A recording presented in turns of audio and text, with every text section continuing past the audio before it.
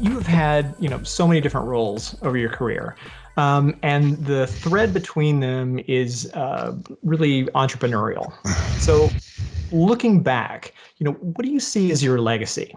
Right? We know you for the Ethernet and for Metcalfe's Law and 3Com, but what do you want to be remembered for? I don't think about that subject, but let me try to answer.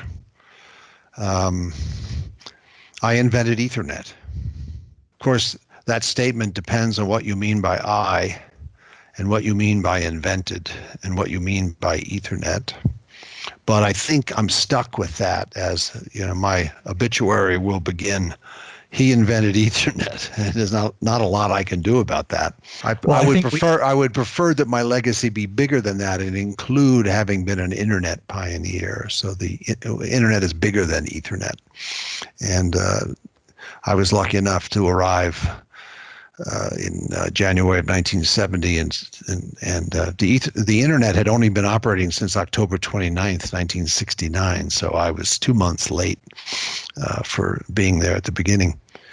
The internet has just been such an incredibly positive experience. I talk about freedom and prosperity.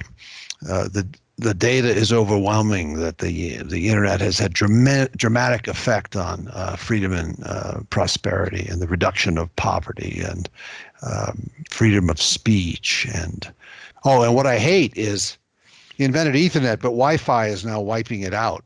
Wi-Fi is wireless Ethernet. That was its original name. They changed the name in 1999. So I tend to count, when I say Ethernet, I count Wi-Fi. Of course, there's 100 people who invented Wi-Fi, and they don't count. They don't count Ethernet as the same thing.